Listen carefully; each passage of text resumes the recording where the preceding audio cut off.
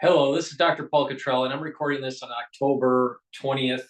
There was a series of new missiles launched, so we're going to listen to the Al Jazeera and the Live Now broadcast. This just happened, but before we do that, please go to my store, the-studio-reykjavik.com. People are having problems sleeping these days, so please go to my store and get the Good Night Formula. This has tryptophan and melatonin in it. It's very important to get 3 cycles of REM sleep a night and deep sleep. Why? Because you'll be well rested in the morning. During that period of time, you'd be detoxifying your central nervous system and you're consolidating memory. Chronic sleep deprivation means lack of energy, a buildup of toxins, and potentially early onset of dementia. So it's really important to have a good night's sleep.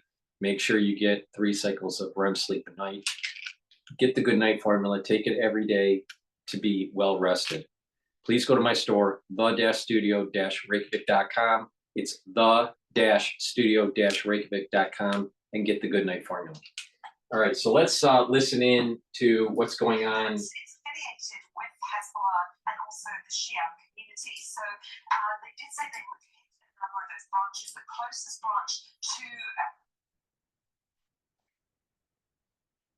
a kilometre and a half away. But the majority of strikes we've been seeing is happening in Dahlia, in those southern suburbs. But it's important to note the timing as well. There was a lull of about 5 days up until Saturday evening, just before sunset. There were about 10 strikes in the space of about an hour and a half, again in Dahlia, and then more into Sunday morning. And then, of course, this huge escalation taking place into the early hours of this morning. But it comes just before the US envoy, Alice Hoxie, will be visiting Beirut. He'll be visiting Najib Mikati, the caretaker prime minister.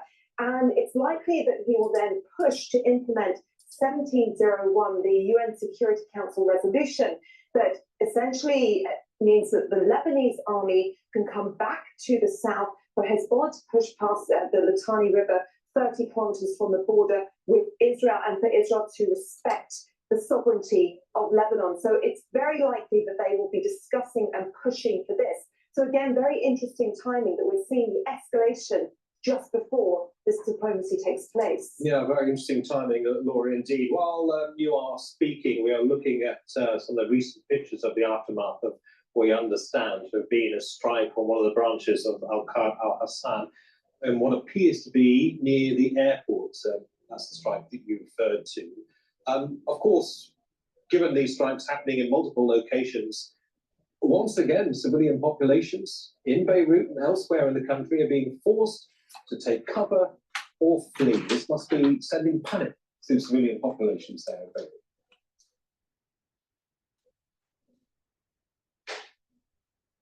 Panic, worry, trauma, absolutely. 1.2 million people displaced across the country so far.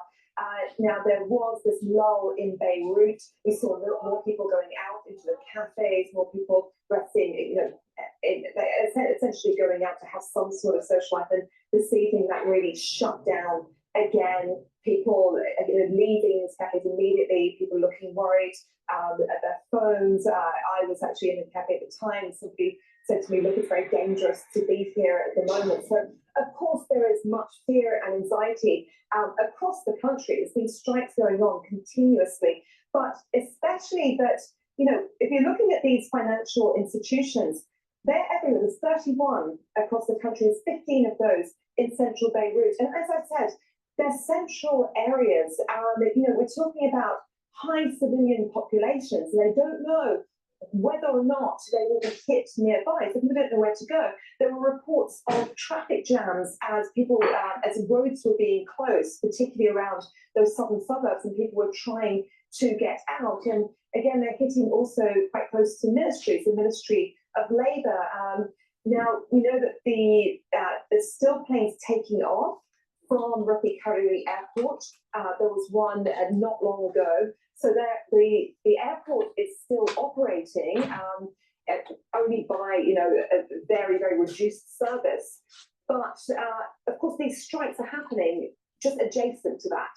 You know, they're happening in places like Shortbat or Brighteon, which is in those southern suburbs, and this is where it's been most heavily hit.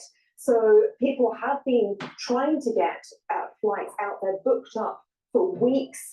People are moving, and of course, we've got people sleeping on the streets. A lot of the shelters are at capacity. So people will, of course, be relying very heavily on some sort of diplomacy. And Najib McCarthy had already put out a statement earlier, essentially saying that the only way to solve this is through diplomacy, not on the battlefield. He wants to see the Lebanese army returning to the south, although even the Lebanese army has been attacked by the Israelis. So they will really, again, as I said, push to see the implementation of 1701.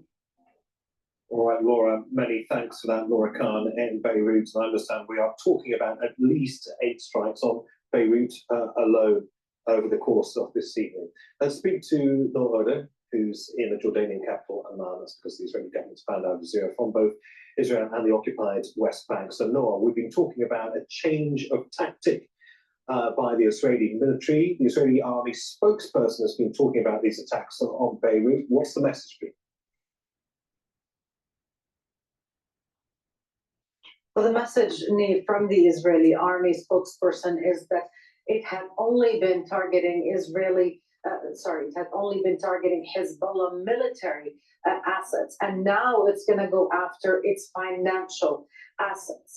And he said the objective of this campaign would be to undermine the confidence of Hezbollah operatives in the organization. So we're seeing the Israeli army widening the scope of its targets, not just degrading its military capabilities, but really striking at that relationship between Hezbollah and the community that supports it. Noor, in the last few days, we have seen these Hezbollah strikes in various locations in Israel, including one that landed in Caesarea near to Benjamin Netanyahu's residence there. It didn't cause any damage, didn't injure anybody. But we also are hearing that Israel has intercepted a drone that was in apparently Syrian airspace. Explain to us what all of that means. Well, yeah, I mean, over the past day, the Israeli army says 200 rockets were fired into Israel from Lebanon. The last notification we got from the Israeli army had to do with this unmanned drone coming in apparently from the east, so from Yemen, and intercepted over Syrian skies, which is also a reminder that Israel has hegemony over the skies in the region. It flies over Syria, it flies over Lebanon at will, and that's been the case for years, not just during the current escalation or war, but that drone has been downed. The Hezbollah rockets and the attacks and the drone attacks have increased in ferocity, not just in the number of rockets. They've reached deeper, and they have caused casualties among Israeli soldiers, including that attack on a base in Benyamina, south of Haifa, a few days ago. Noor, as always, many thanks. Noor Ode in Amman. Just to remind you, what you are looking at on your screen is a live shot of the Beirut skyline. We know of at least 8 attacks that have hit various targets in the Lebanese capital. We understand, according to the Israeli military, is the aim of all of this is to hit the financial arm of Hezbollah, the institution known as Al-Hassan. Elijah Mania is a military and political analyst. He joins us from Brussels to help us understand what the strategy is behind all of this. Elijah, welcome back. So can you explain what the purpose of this strike, or these strikes at least, on this important financial institution is, Al-Hassan, and of course of announcing that it was going to do this way in advance of what we're seeing in Beirut and indeed other places in Lebanon? Well, it indicates, first of all, that Israel has exhausted all its military objectives and can no longer find any military target to hit. So they've started with what Defense Minister Yoav Gallant promised, saying that we have defeated Hezbollah, which is not very accurate because Hezbollah is still fighting and launching missiles and clashing with the Israeli troops along the south of Lebanon borders. And what Yoav Gallant said, now we're going to destroy Hezbollah. And what he's saying is he wants to destroy the institutions that belong to Hezbollah, starting with Al-Qadr Hassan, that is a financial institution that is offered an interest-free loan and financial services to the Lebanese community, particularly the Shia, but not exclusively to them. It is indeed affiliated to Hezbollah, but it has nothing to do with reinforcing Hezbollah finance or bringing any finance to Hezbollah because it is interest-free. So it facilitates anyone who wants a loan, and it is a financial institution not related to the central bank. And in fact, it was the only institution that gave back the money to all the depositors in US dollars when the Lebanese currency was crippled and devaluated. So the Israelis are less. Can you explain to us exactly what these targets are? Are we talking about local branches? Are we talking about offices? Are we talking about places where money is kept? I mean, how important are these sites to Lebanese civilians, for instance? Well, it doesn't change anything because these are bureaucratic offices where people deal like in any bank, and they just take only applications and handle money when there is a guarantee. And it is not something that is going to affect the Lebanese institution in anything because it's a private institution, and it also facilitates loan to people who want to have projects. It gives the individual $5,000. Municipalities sometimes lend money off this institution, Qadr Hassan, up to $35,000. So it's something that just gives money to people when they have a guarantee, or they have people with a lot of money who want to facilitate for other people to have their own projects, but they want to guarantee that their money will be returned to them. So it is really not affecting Hezbollah that receives between $50 to $70 million in cash from Iran on monthly basis. This is not a secret.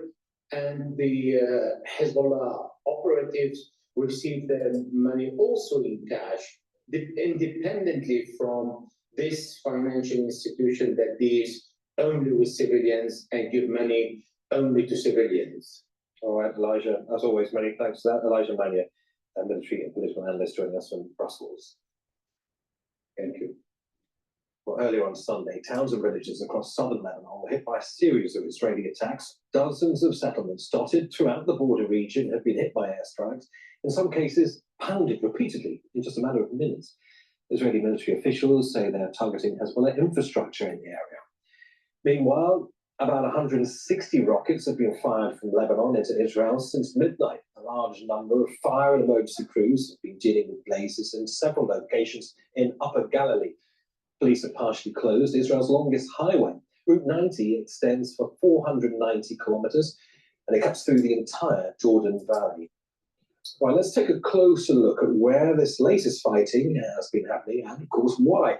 Israel has stepped up its airstrikes across southern Lebanon, especially in these areas on the screen, in Aita al-Shab. There's also ground fighting. Hezbollah, too, has expanded its rocket and drone attacks on Israel. That's mainly in the north.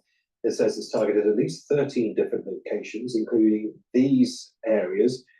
Hezbollah says its fight against Israel is entering a new phase as it steps up its attacks. Initially, it said it targeted Israel in support of Palestinians in Gaza.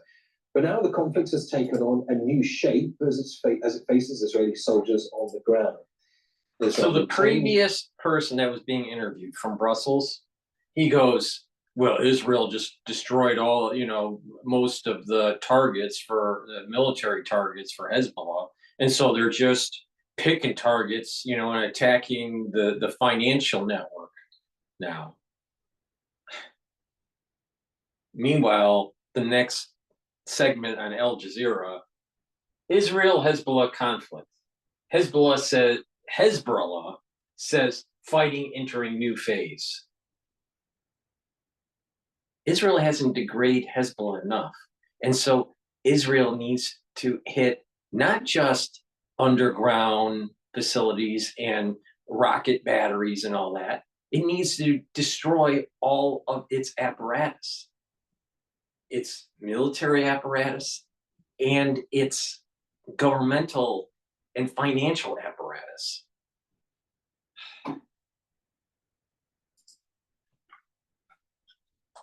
Goal is to make it safe for its citizens to return to the northern border area. That's by pushing Hezbollah fighters even further north. Imran Khan reports from the front line on the Israeli-Lebanese border. Israeli tanks crossing into Lebanese territory. Hezbollah drones attacking the home of the Israeli Prime Minister. Just a couple of months ago, few would have predicted this level of escalation. Until weeks ago, Hezbollah's declared goal was to wage a controlled operation to keep a part of the Israeli army too busy in the north and then away from Gaza. It used short-range missiles and drones to strike at mostly military targets within a limited range of a few kilometers within Israel. For Israel, Hezbollah drones and missile attacks were provocation enough to warrant a serious punishment. On October 1st, Israel announced the beginning of a ground invasion of Lebanon. We heard the Defense Minister Yoav Gallant saying today and giving like the beginning of the ground invasion when he said where Israel is moving from defeating to destroying Hezbollah. This seems to have forced Hezbollah to step up its attacks, saying it's no longer a limited support operation to help Gaza, but a war of self-defense. Hezbollah began to use longer-range missiles, hitting a wide range of targets across Israel. Last week, Hezbollah launched a drone that hit a military base near Haifa, killing 4 Israeli soldiers and wounding nearly 100. And then, in another major development on Saturday, it managed to hit the residence of the Israeli Prime Minister in the town of Caesarea. Israel has seen it as an assassination attempt. Hezbollah says it's a message to tell Israelis that despite a year of intense Israeli bombardment, the group can still launch an attack against security targets inside Israel. For 3 weeks now, Israeli troops have been able to push inside Lebanon more than a few hundred meters. They're facing fierce resistance as they try to take the 2 border locations of Ait al-Sham and Dahira. Hezbollah is sending messages to Israel, trying to persuade Israel to think again, although knowing that 5 divisions on the borders have only one objective, is to move into south of Lebanon. Meanwhile, there's been no let-up in the Israeli artillery bombardment and the air raids of the area. Of all the strikes that have taken place today, perhaps the most serious took place just over there on that ridgeline, where the use we saw of cluster munitions were used. Cluster munitions are a very serious type of weapon. It's a bomb that effectively drops little bombs across a wide area. Israel has also been using white phosphorus in its attacks in Lebanon. Both white phosphorus and cluster munitions are banned under international law. Imran Khan, Al Jazeera, Aspire, Southern Lebanon. So to Gaza now, where Israel has continued to bomb Beit Lahia, that's in northern Gaza. Nearly 100 Palestinians were killed and dozens injured since Saturday night. The Israeli military has laid siege to northern Gaza for almost 2 weeks, restricting the entry of food and cutting off communication services. Anna Mahmoud reports from DrPaulCottrell in central Gaza.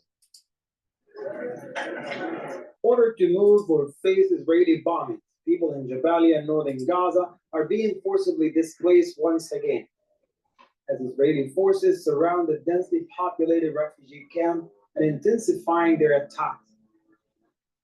Many Palestinians say they have been separated from their families after Israeli soldiers stormed their shelters and detained dozens of men. The Israeli tanks besieged the area and forced us all out of the school. They detained me and warned all women to leave in groups. We left everything behind, even baby milk. Northern Gaza has already suffered the heaviest destruction of Israel's war on Gaza. Jabalia, the largest of 8 refugee camps in the Strip, was one of the first areas to be targeted by Israeli forces after the October 7th attack last year. Palestinians here who have been repeatedly displaced and have been sheltering in schools say they have nowhere else left to go. Israeli tanks besieged the school we were sheltering in and warned us to leave and head south. We don't want to go south, so we decided to move to Gaza City. We found a dozen Israeli tanks every few meters we walked. They kept forcing us to leave, and we don't know where we headed. In Beit Lahia, rescue teams are trying to reach people trapped in rubble hours after an Israeli bombing killed dozens of people in a residential area.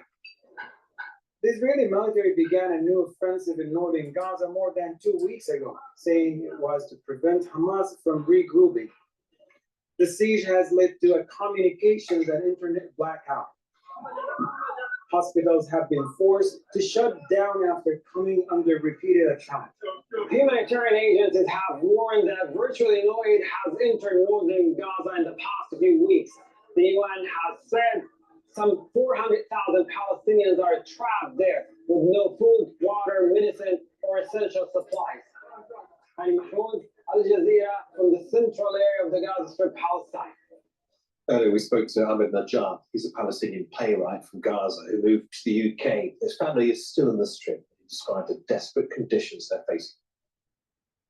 My parents and some of my siblings are in Jabalia camp, and my sister lives in Beit Lahia. And as far as I know, that she left Beit Lahia a couple of days ago. I was told by my family that she left. But I didn't manage to speak to them since the massacre took place in Beit Lahia. And I really hope that she didn't go back to her place. Obviously, seeing how Gaza has turned into rubble, all the memories that I had in Gaza, my university, my school, the restaurants that I used to go to, the cafes, the beaches that I used to go to, all completely destroyed. That, of course, has very devastating impact on me, and nightmares every day to really know that you have been erased, your past and your identity and who you are and what you are, because we are, as a human beings, we are what we have done, and we are where we have been, and the places that mean something to us, people, places, everything. And that to see all of this has been completely erased. I don't know if there are words to describe the nightmares that I really go through when I think about it. And even now, I'm talking to you about it, just about to break into tears to think about the fact that, we've been destroyed, we've been genocided, and the world has allowed it. The world has allowed this to happen to Gaza. We've seen hospitals being destroyed completely. We've seen universities, schools. We've seen children being killed and torn apart. We've seen women, men, everybody. What is happening to Gaza is a tragedy. But the reality of the situation is this is war. And this is what all out war is. And the only way to have a future where there's lasting peace, not kicking the can down the road and making it worse later, the only way you're going to have lasting peace is absolute destruction and one party wins. Now, do you think that if the shoe was worn on the other foot, where the Palestinians were doing this to the Israelis, that the international community, would care that much? If somehow, some way, the Arab community would galvanize and hurt the petrodollar somehow, like in the 1970s? Do you think that the United States would care that much about Israel and them being lost? No, they wouldn't. The proof's in the pudding. The proof is what the United States did in the 70s. What about when the Beirut bombings happened with the Marine barracks? Reagan didn't do much about it.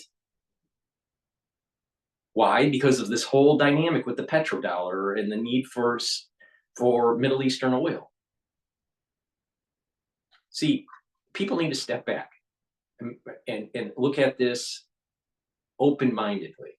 All right, war is cold-hearted, and there are atrocities that can happen on both sides. And there's going to be destruction, loss of life, and cause problems with people's health and economics and stability. But what happens with all-out war, where there's an absolute winner, is eventually peace ensues. All right. If we played partially, if we, let's say, went only halfway with World War II and didn't absolutely destroy Italy and destroy Germany, do you think that there would be as much peace and stability within the European Union as they have now? Of course not.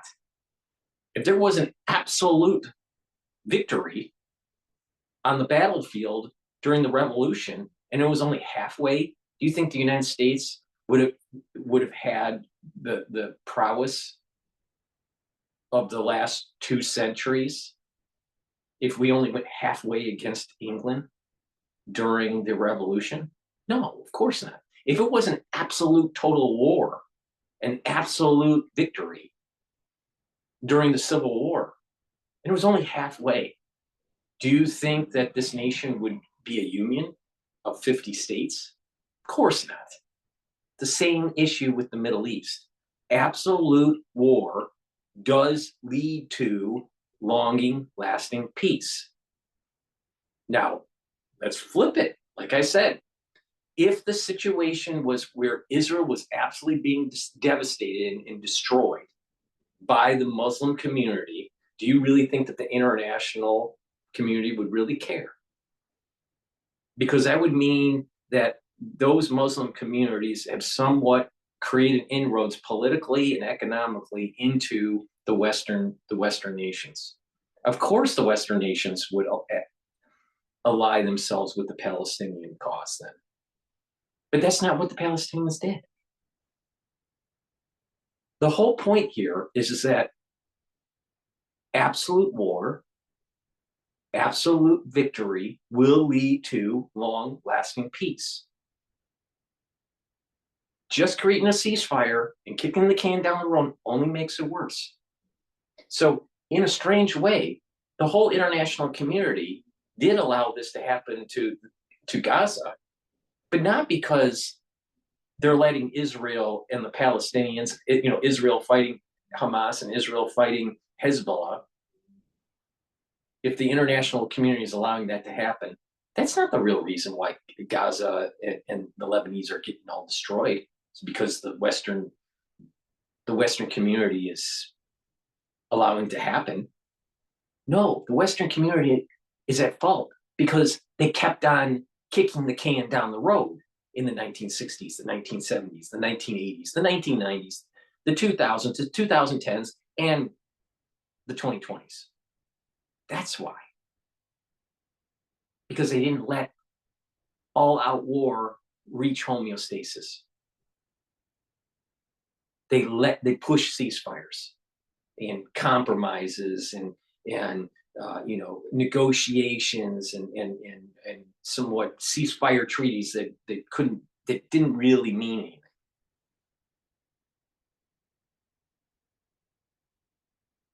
So all out a full victory on either side will usher in long-lasting peace. The Palestinians and the Israelis, the Palestinians, if they win on the battlefield, they deserve the land. If they lose on the battlefield, they don't deserve the land. It's that simple. The Germans didn't deserve to win World War, they didn't win World War II, so they don't deserve to, to be a superpower, for the whole European whole European landmass. They didn't win. It was that simple.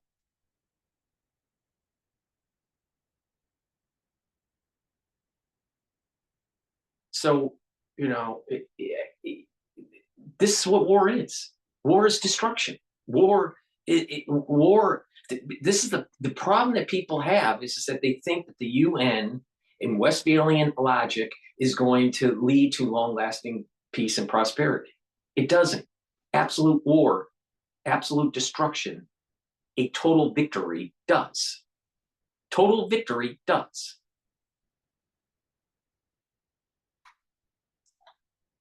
Now, it's a shame that civilians have to be caught in the crosshairs of this, and there's so much collateral damage. But there wouldn't be so much collateral damage if the job was done decades ago. This person probably, if the job was done decades ago and peace and prosperity ensued in the region, let's say the Israelis were totally destroyed, all right, and the Arabs won. There would be peace and prosperity in that region, most likely. All right. But because Israel can't get the job done because the international community is always tying its hands behind its back, always, for decades, the job can't get done. And so peace and prosperity can't ensue. But you have to have total victory. Total victory looks like this. Hamas completely destroyed. Hezbollah completely destroyed. Iran's theocratic regime completely destroyed, and its nuclear capability completely destroyed. Do you see the common thread here? Completely destroyed. Now that means there's going to be a lot of collateral damage. That means that there's going to be a lot of civilian death. But through that, there's going to be a blossoming and a flourishing of those societies that can be rebuilt, make their society stronger, and they no longer are at war with each other. But you have to have complete, absolute annihilation of Hamas, Hezbollah, and Iran for that to happen. Now, case in point, that's what the Allied forces in World War II did with Germany. That's what the United States did against Japan. So why do we think that? I mean, think about it. North Korea, the reason why you have a problem with North Korea and South Korea is because it was an armistice. It was a ceasefire. It wasn't, the Korean War wasn't won. And hence, decades later, the 60s, the 70s, the 80s, the 90s, because Korean War was in the 50s, the 2000s, the 2010s, the 2020s, we still have a problem with North Korea because it was an absolute destruction. Now, could we have knocked it out with modern technology after 1950s? We probably could have destroyed North Korea with the Clinton administration. When Kim Jong-il was ill, and instead of building up military and nuclear capability. But we didn't, because we didn't want to get the job done. We never want to get the job done. We didn't get the job done in Afghanistan or Iraq. Same problem. Didn't get the job done. Just kicked the can down the road because of some sort of political expedience. And this is what happens. So it's not the international community saying Israel just bomb the shit out of Gaza and Lebanon. No, the international community failed because they didn't let homeostasis be reached in that region with all-out war for the last 40 years. That's the problem. Now, whoever wins, wins. But they all need to go, they all need to battle it out. That's what war is. I mean, do you think that in the United States that we have all this prosperity and all this freedom of opportunity and whatnot and security because it was just kind of like our God-given right? No, of course not. It's because there were wars and there was absolute victory. That's simple. But then we, sit up, high on our horse saying, such and such people, you can't do this, and such people, you can't do that. Just kick the can down the road. You're going to have a peace, we're going to have some sort of Westphalian ceasefire peace agreement. But no war, no lasting peace can happen unless there's total victory. It's that simple. Now, if the Palestinians deserve the land because they win on the battlefield, so be it. If the Israelis win on the battlefield and destroy and push back the Palestinians out of the West Bank and they get other, land areas in the process, so be it. Because they won on the battlefield.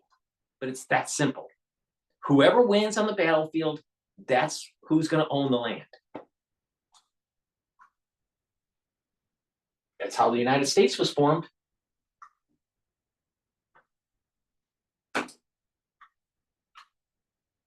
Killed the people in the north, especially in the valley, they are in concentration camps. They're being trapped and bombarded. We've seen people burned alive. We've seen so many horrible, horrendous things, and I don't understand how the world is accepting to allow this to happen. For months now, Israel has blocked the entry of lives. The same thing happened. It's the same problem with the international community. Look at the international community and during the Holocaust. During the Holocaust in World War II, the Americans didn't want to get involved and save the Jews. I mean, you just look, if you want to be honest about this, Americans didn't care about the Jews during the Holocaust. Absolutely not. Absolutely not. They let it happen. Why? Because they were afraid to engage Germany. Same thing with the Brits. So stop playing this game that the international community is there to save you because of some sort of, some sort of altruistic, utopian logic. It's all about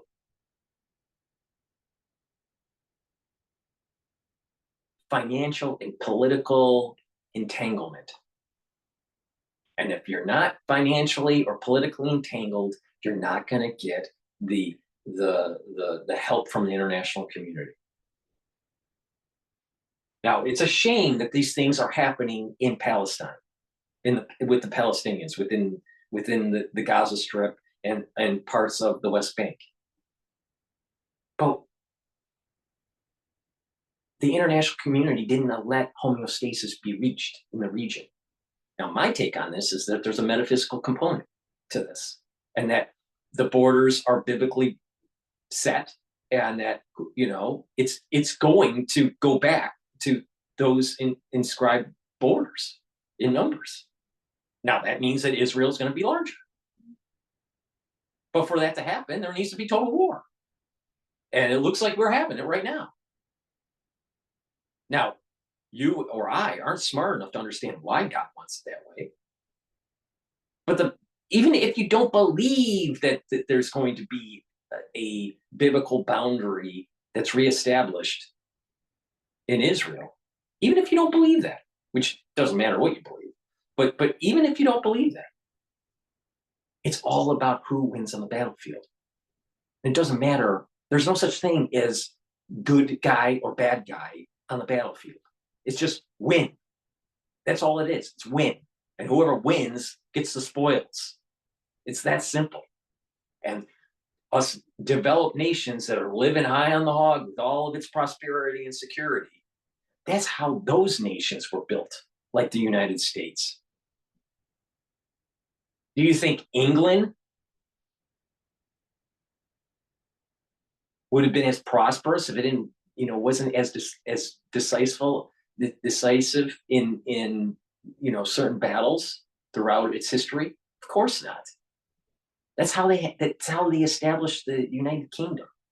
Now, they were in decline for many different reasons, because of indebtedness and problems, especially indebtedness, but and power projection was probably spread out too thin. The empire was spread out too thin. Probably that's a big cause to it. But the thing is that they had bad finances and it started crumbling. The empire started crumbling. The same thing probably will happen to the United States somehow, some way in the future. But the United States is the United States because when it did war back in the day, it was absolute war and absolute victory.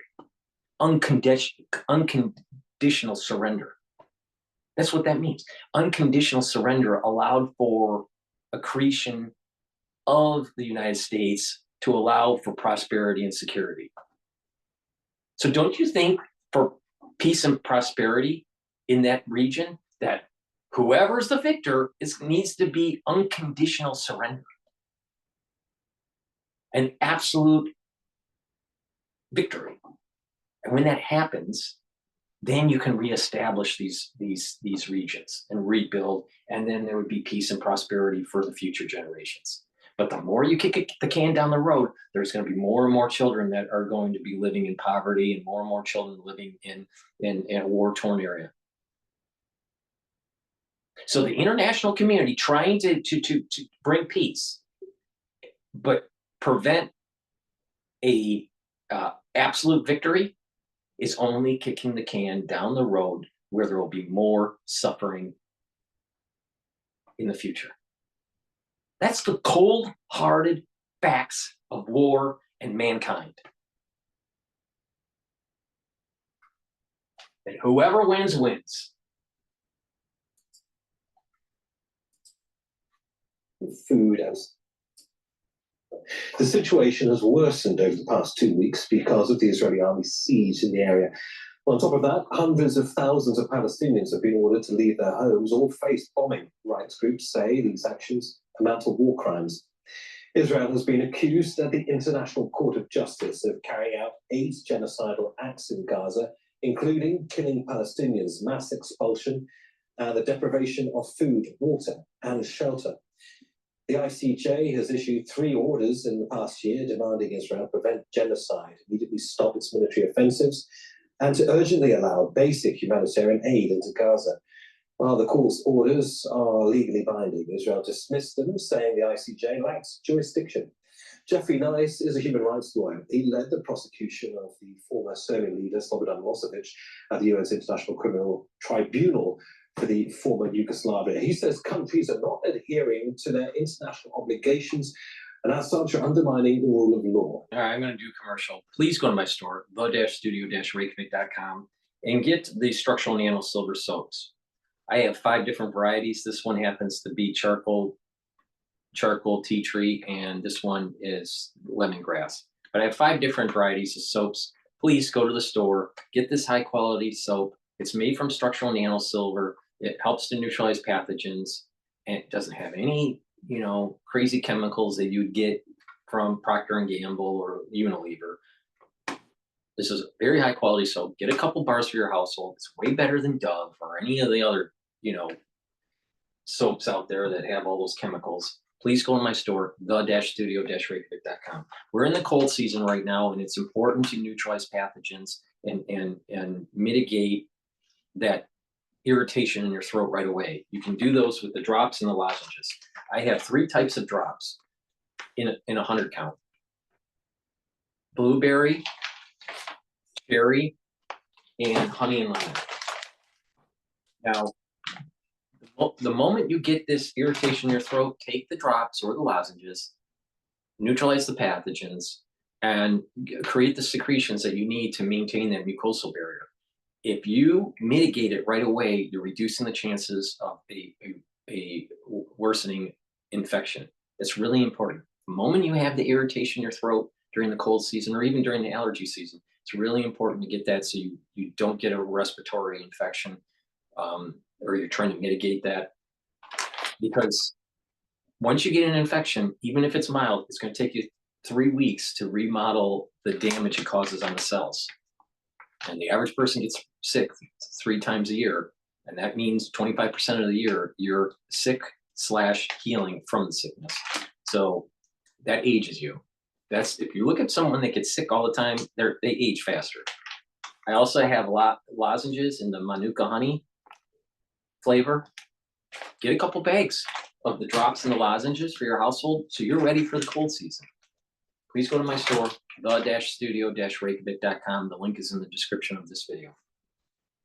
All right, I want to play the France 24 about the US election.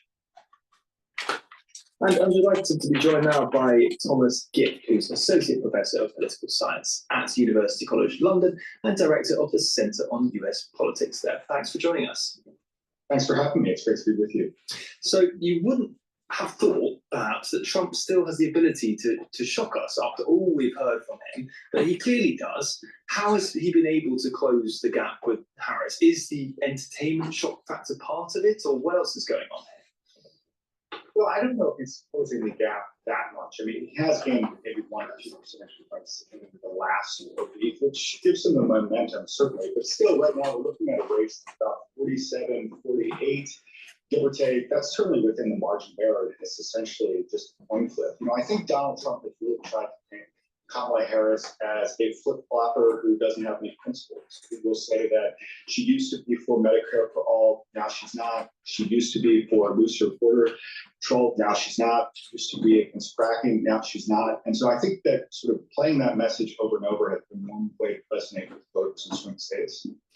Stay with us because we're going to jump into a big talking point from Saturday night. That's Tesla and SpaceX CEO Elon Musk, who held his own rally to support Trump and announced he'd randomly hand out $1 million a day to a registered voter who signed a petition run by his pro-Trump organization. Let's watch what happened there. Since early October, tech billionaire Elon Musk has been trying to encourage swing state voters to sign a petition in favor of free speech and gun rights. And he's been using his most persuasive asset, his money. His pro-Donald Trump Political Action Committee has been paying $47 to every registered voter who signs. But on Saturday, he said the media weren't paying enough attention to his petition, so he upped the ante. Anyone who signs in the largest swing state of Pennsylvania will now get $100, and a lucky few will get much more. So I have a surprise for you, which is that we're going to be awarding $1 million to randomly to people who have signed the petition every day from now until the election. Although he had previously vowed to stay out of politics, Musk has adopted deeply right-wing stances since taking over Twitter, now X, in 2022. Over the summer, he endorsed Trump and has ramped up various means of support for the candidate, including donating at least $75 million to his pro-Trump super PAC.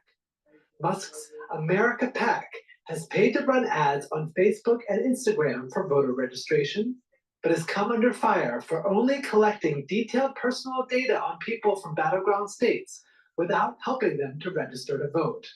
On X, Musk has repeatedly praised Trump and pushed false and inflammatory claims on topics including immigration, free speech, and voter fraud. In return, Trump has offered Musk a hypothetical high-level position in the as-yet unestablished Department of Government Efficiency.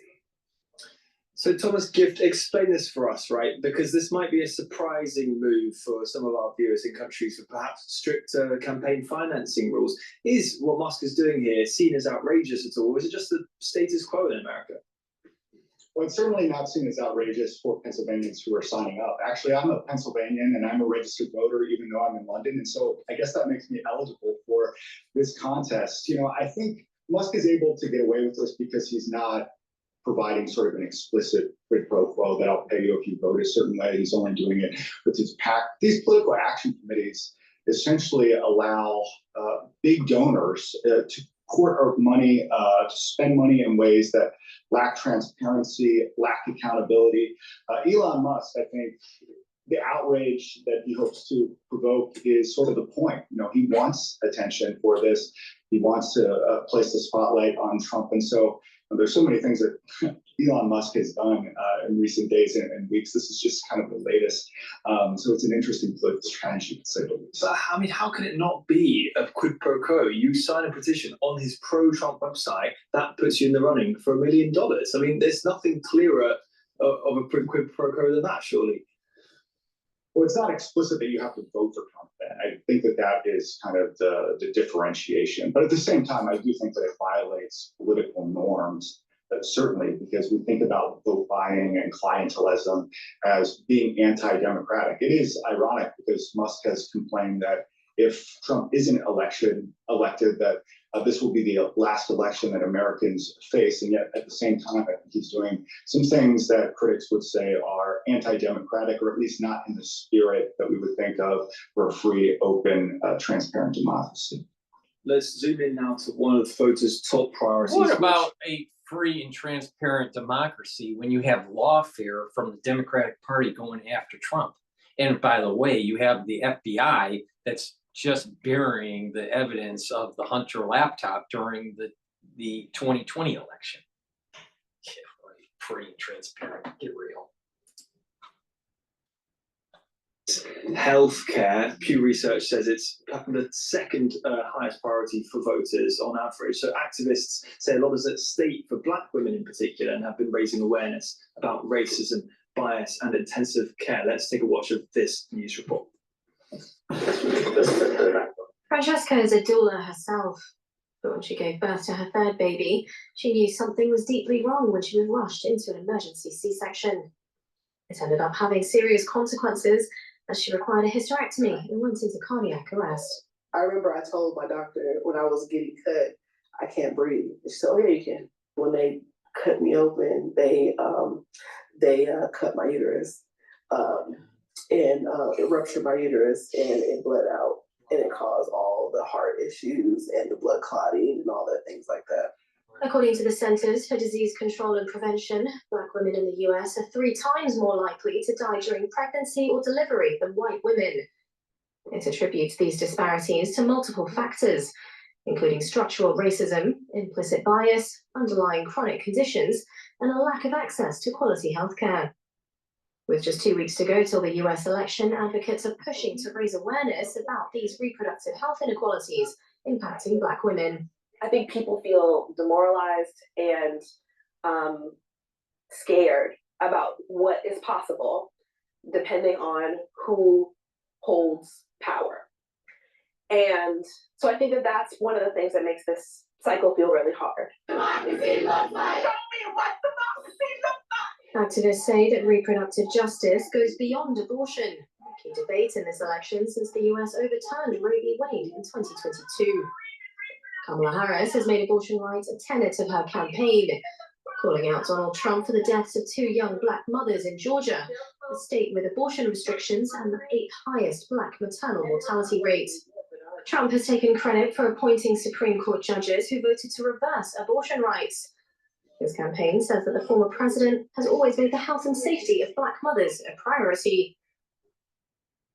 Now, Thomas, looking at Roe v. Wade specifically, it wasn't long ago. Before we go to his answer, I just wanted to state for like the 100th time. First trimester, I personally think that the woman should have the opportunity for abortion. All right. But I do think that it is a state issue and not a federal issue. And therefore, states should determine if they want to even restrict that. But if you don't like that state, move to a state that you would prefer a more relaxed abortion law. All right. But the point here is that it's a state issue. But I personally think that first trimester, okay, especially, for rape, incest, kind of situation there. But the thing is that if it was rape or incest, you would get health care, and within days of the incident, there would be an expulsion of the pregnancy. So it's really a non-issue in that case, because most people would just, take some sort of abortion pill and expel the pregnancy. But it gets more complicated when it goes into the second and third trimester.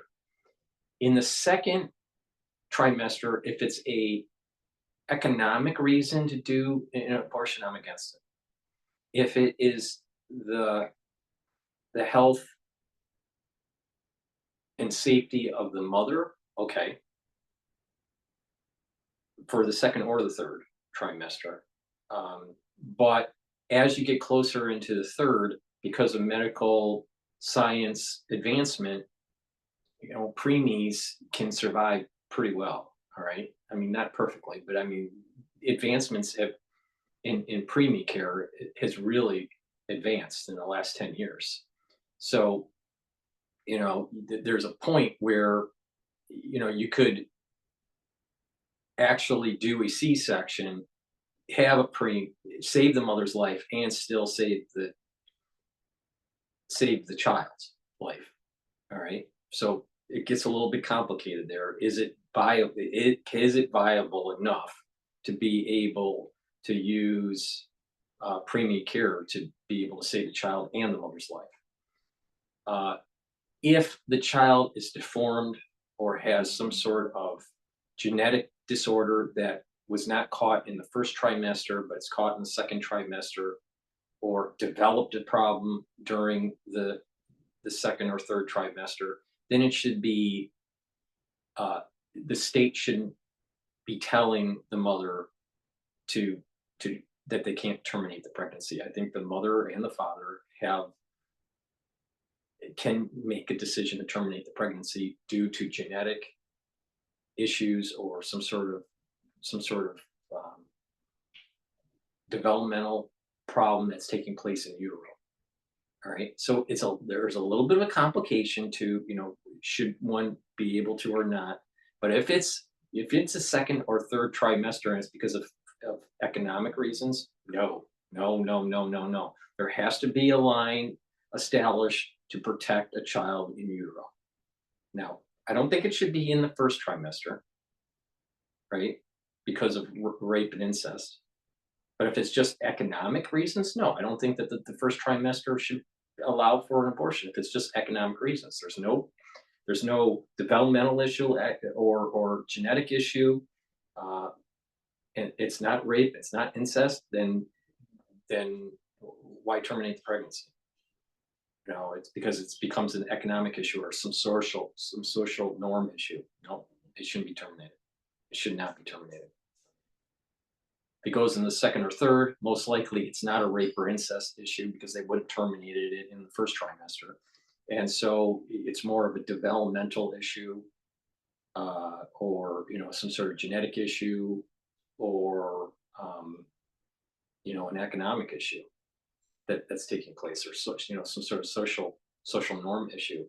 And the social norm or economic issue in the second and third trimester, nope, should not be terminated. So, I think that's a fair way to, to have that judicial balance where you're trying to protect the mothers with rape and incest, all right, but you're also protecting the child's life if possible. Now, if it's a developmental issue and the mother and the father don't want to, do not want to carry that pregnancy to term, it should be their right to terminate the pregnancy. All right, and then maybe they want to try again because they have to live with all the ramifications of that. All right, in dealing with that sort of situation. Now, someone would say, well, what about a social economic issue where the person, let's say, is married, gets pregnant, and the father dies, and it's an economic issue, and she doesn't want to take it to term, but the child is healthy, the in utero, there's no genetic problem or deformity. No, that child needs to be protected by the Constitution for life in the utero.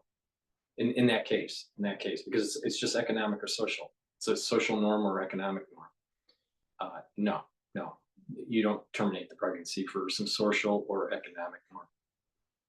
No, because there needs to be some sort of in utero protection of life. But I think that the way I look at it is pretty well balanced. It gets rid of the problem. You can have abortion because of rape or incest, right? And you have opportunities for abortion if there are problems with the development or the safety of the mother, right? But it gets more complicated. If it's a problem with the safety of the mother, and it's getting close to term, all right, because of preemie care has really advanced, you can probably save both. You can probably save the child and the mother. So, that's my take on it. But this absolutism where the mother decides only, and, she takes it to late term abortion, for late term abortion, absolutely not. Absolutely not. There needs to be some provisions in there that allows them to have the abortion for extraneous reasons, but also when it gets to near term, you're protecting the life of the child. If the child, is viable and there's not genetic or deformity, the child needs to be protected. And, that's my take on it. We're getting to the point. If we're going to use the Constitution to give rights to females, which we should, then somehow, some way, the Constitution should also be used to save children in utero. There needs to be that realization. That some analysts that we've been speaking to here on France 24 were saying actually Roe v. Wade alone could have been enough to really swing this whole election in favor of Kamala Harris. But has Trump managed to change the narrative around this at all? Well, I still think that abortion is the Achilles heel of Republicans generally and Donald Trump specifically. In the 2022 midterms, Republicans significantly. In the way the Democratic Party knows that it's always the Achilles heel for the Republican Party, because the Republican Party is a little bit more religiously mindset. They have more of a religious mindset. And the Democratic Party knows that crotch rights will always bring women in for voting to vote for a Democrat. So they always want this on the ballot, because the moment that this problem is solved and they no longer can rally their female constituents, most likely those females aren't going to vote Democrat. They're going to vote Republican. But they have to keep this in the election cycle every year. Democrats, as a party, doesn't want to solve the problem. They want to have it a perpetual problem because they want women to vote as a block. They want them to come to the voter booth always about crotch rights. That's the problem. And once again, women are taken advantage of from the Democratic Party. Same issue with the black vote. They want the blacks to stay on the urban plantation and vote Democrat. And if you don't, they're gonna ostracize you. They're gonna complain to you. They're going to demonize you. Look at what happened with Barack Obama demonizing black male voters, not wanting to vote for Harris. They want you on the plantation. In large part, I think because of the abortion issue, a lot of suburban women came out and supported Democrats. We also saw that in state level referendums across the country in 2023. Donald Trump recognizes that this is a problem for Republicans. It's especially a challenge for him because he has to court two different constituencies. One is evangelical Christian conservatives who are very supportive of what Trump did by installing 3 conservative Supreme Court appointments to the bench, which eventually overturn Roe versus Wade. But at the same time, he does realize that there are a significant number of women who, on this issue alone, won't support him. So he's tried to take kind of a middle ground and say he's not in favor of a national abortion ban, but instead he's in favor of leaving this up to the states. But still, that's certainly not satisfactory to a large fraction of women. And I think it's going to cost him votes ultimately. And given that this election might come down to a matter of tens, hundreds of thousands of votes in swing states, are there other key demographics in those states that might be a deciding factor as well?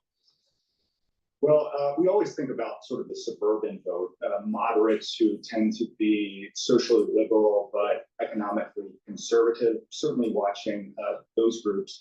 I'm also looking at Black men in particular. This is a constituency that Donald Trump has made a lot of inroads with. And at one point during this campaign, he was on pace to have a higher share of the Black vote than any Republican presidential candidate in history. Of course, the Latino vote is large and growing. It's around 20% of the constituencies in some states. Trump has also made some inroads with that group as well. So suburban voters, minorities, and women, particularly in the suburbs, I think that those are the key constituencies that are still maybe undecided or need to be mobilized to get out to both candidates. Thomas Gibb, political scientist at UCL. Thank you very much for your time. And obviously, if someone offers you $1 million check to vote as a know nothing talking head that doesn't know really what's going on, please go to my store, the-studio-reykjavik.com.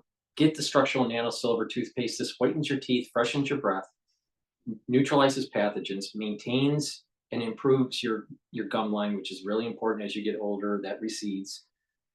And by using this, because it's neutralizing pathogens and improving your oral hygiene, you're reducing the chances of cardiovascular disease and valvular disease. A lot of people don't realize as you get older, you can increase your cardiovascular disease and your valvular disease by poor oral hygiene. You don't want that. Please go to my store, get this toothpaste, get a few tubes of this toothpaste. It's very high quality. Please go to my store, the-studio-reykjavik.com. The structural nano silver gel is a dual purpose product. It will help to heal your skin quicker with cuts and abrasions and minor burns. It also can be used as a skincare product. You just apply it on your skin every day and then exfoliate. Usually you can apply it at night and exfoliate in the morning. And then it'll help to neutralize pathogens by putting it on your hands, around your mouth, around your eyes, around your nose, around your ears, lightly coat your nostrils, neutralize pathogens and maintain that mucosal barrier. Please go to my store and get the structural nano silver gel. You're going to need a couple of the tubes of this structural nano silver gel because we're in the cold season now, and it's better to be prepared than to be sorry. So please go to my store and get that. And lastly, take the Max 35 or the Max 14. Take a teaspoon of it a day. Swish it in your mouth, gargle, and then swallow. You gargle for about 20 seconds or so. Take a teaspoon a day. What that'll do is it'll neutralize pathogens and maintain that mucosal barrier and help to boost up your immune system. If you're not feeling well during the cold season, take a tablespoon or two a day where you're swishing in your mouth, gargling, maybe a little bit longer than 20 seconds, and then swallowing it. That way you're maintaining a good oral hygiene, you're maintaining the mucosal barrier, and you're neutralizing the pathogens, so in the upper track. So please go to my store, the-studio-reykjavik.com, and get the Max 35 or Max 14. That's the end of the transmission. Thank you for listening. Make sure you subscribe to all my channels. I have 4 channels on YouTube. I have Brighteon, Bitchute, and Rumble. All the links are in the description of this video. Also follow me on TikTok. You can follow me on my 2 channels on X and also on GETTR. Thank you for listening, and have a nice day.